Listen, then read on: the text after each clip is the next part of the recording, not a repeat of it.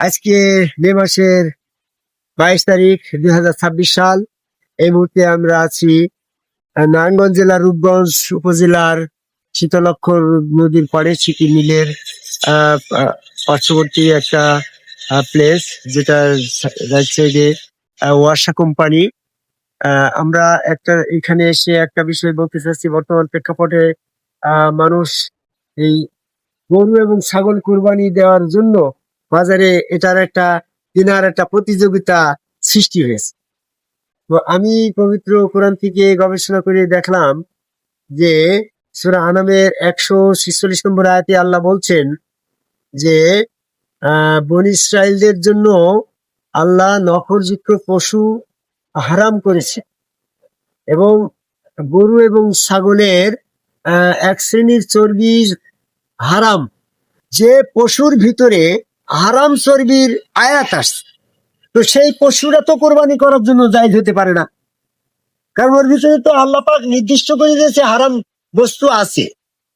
হয়তো খাওয়ার সময় ওটাকে হালাল করছে এভাবে যে হারাম চর্বিটা বাদ দিয়েও খাওয়া যেত, কিন্তু কোরবানি দেওয়ার সময় তো আর বেছে বেছে কোরবানি দেওয়া যাচ্ছে না। কোরবানি তো জবাই করা।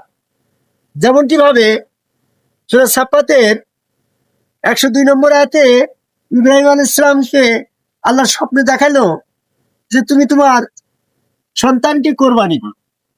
সন্তানটা ছিল নির্ভেজাল নাকি?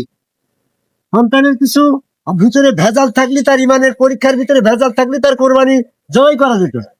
তো ঠিক ইসমাইল আলাইহিস সালামকে যখন জবাই করতে গেল, আল্লাহ তখন বেহেশতের পবিত্র দুম্বা ওখানে নিজেই সেট আপ করে দিল, সেটা জবাই নিল। তাহলে কোরবানির যে পশুটা হবে সেটা সম্পূর্ণরূপে হালাল পশু হতে হবে। তুমি হালাল টাকায় কিনা, আরে হালাল টাকায় কিনা এটা তো আর এগুলো উল্লেখ নেই। পশুরা তো হালাল। অনেকেই বলে এটা বনী ইসরাইলদের জন্য হয়েছে, আমাদের জন্য তো বলে নাই। আরে বনী ইসরাইলদের জন্য যেটা যেটা হারাম বলেছে, সুদ, ঘুষ, নখরযুক্ত পশু, বনী ইসরাইলদের জন্য নখরযুক্ত পশুটারে হারাম করেছে, তাই তোমাদের জন্য কি এটা হালাল লাগে? আর একটা তো আয়াত আসে নাই যে আমি বনী ইসরাইলদের জন্য এটা হারাম করেছিলাম, মুহাম্মদের উম্মত তোমাদের জন্য নখরযুক্ত পশুটারে হালাল করলাম, তা তো আয়াত আছে।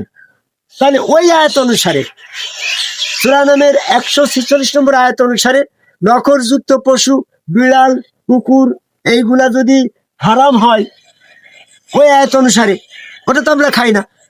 তাহলে ওই সূরা আনামের 146 নম্বর আয়াতের অনুসারে বনী ইসরাইলদের জন্য যখন নখরযুক্ত পশু, শুয়োর, বিড়াল এবং কুকুর এই নখর থাকার কারণে ওগুলাকে আমরা হারাম সাব্যস্ত করছি, যদি ওটা বনী ইসরাইলদের জন্য, তারপরে ওটারে আমরা হারাম মানছি।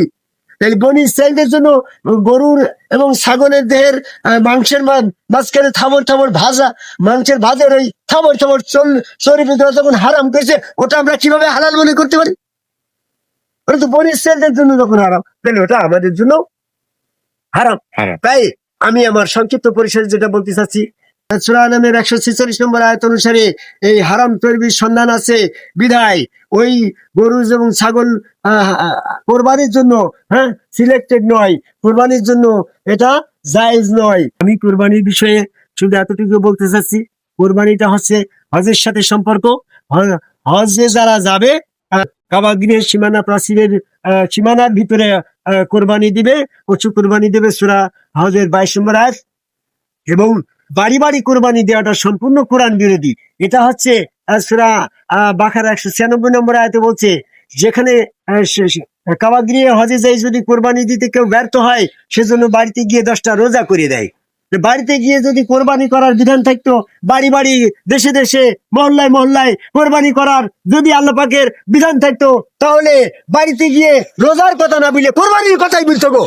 মূর্খের দল, কোরআন পড়বা বুঝবা না, মন গড়া মতন এরকম ভাবে কোরআন বিরোধী কার্যক্রম তোমরা করবা। আল্লাহ বললো বাড়িতে গিয়ে কোরবানি করা যাবে না, বাড়িতে যাই রোজা করে দিবা, আর তোমরা সেই অনুসারে এখন বাড়ি বাড়ি হজে না গিয়ে বাড়ি বাড়ি কোরবানি দিচ্ছ। সূরা বাকারার 196 নম্বর আয়াতের সাথে বিরোধিতা করে আল্লাহ পাকের আয়াতের উদ্দেশ্য ব্যর্থ করার কঠিন শাস্তি তোমার পাওনা হয়ে গেল সূরা হজের 51 নম্বর আয়াত অনুসারে। কাজেই আমরা যারা কোরবানি দিতে আগ্রহী হচ্ছি, তারা কোরবানি বাংলাদেশের ঘরে ঘরে কোরবানি দিচ্ছি, সূরা বাকারার 196 নম্বর আয়াতের পরিপন্থী কোরবানিটা সম্পূর্ণ হজের সাথে সম্পর্ক। হজে না যারা যাবে না তাদের জন্য কোরবানি না, আর বাংলাদেশের কোনো মানুষের জন্যই হজও নেই, কোরবানিও নেই। হজে যাবে শুধু কাবাগিরের চারপাশে চতুষ্পার্শ্বে যারা আছে তারা ওই পায়ে হেঁটে যতদূর সীমানার মানুষ বা ক্ষীণ উষ্টের পিছে চড়ে যতটুকু সীমানা পর্যন্ত যাওয়া যায়, সেই সীমানার রেখার ভিতরের সকল ধনী গরিবের জন্য হজ ফরজ করা হয়েছে, বাংলাদেশের ধনীর জন্য না। বাংলাদেশের আহ, আহ, মানুষের জন্য গরু কুরবানি নাই, ছাগল কুরবানি নাই, হজও নাই। এটা সম্পূর্ণ হজের বিধানটা কাবাগিরের চতুষ্পার্শ্বের শহর যারা পায়ে হেঁটে যে কাবাগিরে হজ করতে পারবে শুধু তাদের জন্য। এই জন্য আমরা এই কোরআন মোতাবেক যারা বিধান ফয়সলা করে না তার জালেম ফাঁচে কাফের। বর্তমান বাংলাদেশ সহ পৃথিবীর একমাত্র সৌদি আরবের ওই ভূখণ্ড বাদে অন্যান্য দেশে যে সমস্ত কোরবানি এবং হজ হচ্ছে সম্পূর্ণ কোরআন বিরোধী কার্যক্রম। কোরআন বিরোধী কার্যক্রম যারা করে তারাই জালেম ফাঁচে কাফের। এই জালেম ফাঁসেকের পথ পরিত্যাগ করে বাংলাদেশের মানুষ হজে যাওয়ার থেকে বিরত থাকে, কোরবানির থেকে বিরত থেকে, কোরআনের ভিতরে কোরআনের আয়াতের উদ্দেশ্যকে ব্যর্থ না করে আমরা কোরআন মোতাবেক যারা কোরআন মোতাবেক চলা এবং বলার কথা আহ্বান করেই আমার কথা শেষ করে জয় গুরু।